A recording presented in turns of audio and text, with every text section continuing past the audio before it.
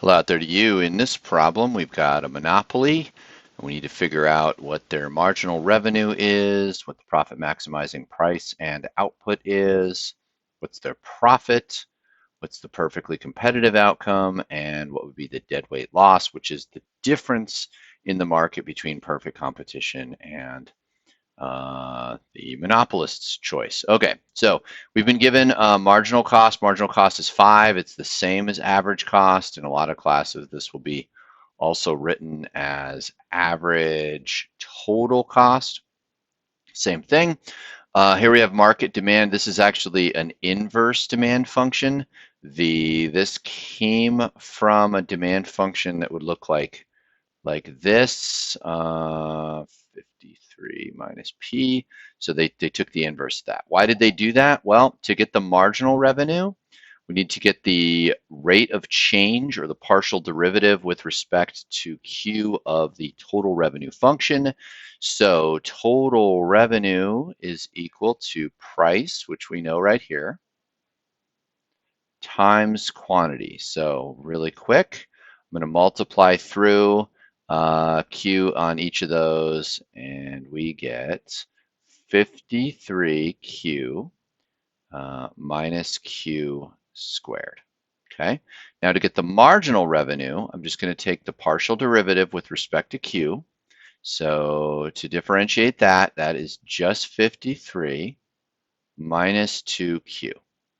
Okay, this is saying twice as steep rule. You can just multiply whatever the coefficient is on Q by 2, which in this case it's 1, and it would work out be the same. Or you could do the calculus like I did. Okay, let's make this a little skinnier here. All right, so that's marginal revenue and profit maximizing price and output. So we need to set MR equal to MC and then plug that into the demand function and solve for price. That gives us the price. So MR equals MC, so I take this function and this function, set them equal to each other. So I'll do that over here. And I got marginal cost is 5. It doesn't matter what order we do them in. 53 minus 2Q. I'll send this over here, so this will be 2Q. Let's erase that. Okay. And this is 48. Q equals 24. So 24 is the profit maximizing quantity or output. Then we're going to plug that in to our either function, doesn't matter, and to get the price. So P equals 53 minus 24, which, I've spent a little bit of time out in the sun today. I want to make sure I get this right. I want to say it's just 19. We'll see if it's right. No, it's 20. We'll see. Good thing I did that. It's 29. So the price is 29. Okay. Okay, so price is 29.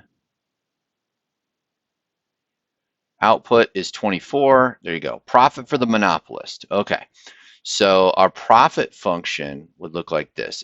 This is profit here. Okay, so it'll be total revenue minus total cost. So if I think about what that actually is, it would be, you got two options. You can say, what is total revenue? It would be price times quantity minus total cost, which will be average total cost times quantity. Okay. Or if you would rather, you could go price minus average total cost and then multiply that by quantity. We'll do them both. Price times quantity is total revenue, so 29 times 24 is 696. 696 minus 5 times 24. Should know what that is, but I don't. So 120, that sounded right. Okay, so 696 minus 120 is 574. So 574 is the profit. Let's see if this works out the same. Okay, price is 29 minus 5. So this turns out to 24. And then times 24. I hope 24 times 24 is same. Maybe I did an error here. Nope, it's the same. 576. Oh, because I wrote this wrong. This is supposed to be a 6. I miswrote that there. So 576. Good if you caught that. All right, 576 on both. And why I said 4. Okay, that is the profit, 576. Okay, price and quantity if it is perfectly competitive. All we have to do for this is set MC equal to demand. Okay, so in this case it's 5. So our demand function is over here. So it would be 5 equals 53 minus Q. We're going to solve for Q, and Q is 48. What is the price when the quantity is 48? Price is going to be 5, okay? Because under perfect competition, price is going to equal marginal cost too, which is 5. So it had to work out that way. All right, so the deadweight loss associated with the monopoly. Okay, so I like to draw a little picture for this one. Okay, so what I'm going to do is I'm going to draw a picture, and we know that this point right here is 48. We know that because this is quantity, this is price, and this is 5. We know that the monopoly is going to charge, let's use a different color here. Monopoly is going to charge $29. So there's a point here, 29. And we know that they're only going to produce 24 units. So what we need to do is calculate the deadweight loss. This is our picture right here. Makes it a little easier. This is deadweight loss. And it is 1/2 the area, the size of this triangle and the size of this triangle, or side of this triangle, rather. Okay, looks like a fun candy cane thing. So 29 minus 5 is 24. So that's that part of the triangle. And then 48 minus 24 is also 24. So 24. Whoops, this should be times.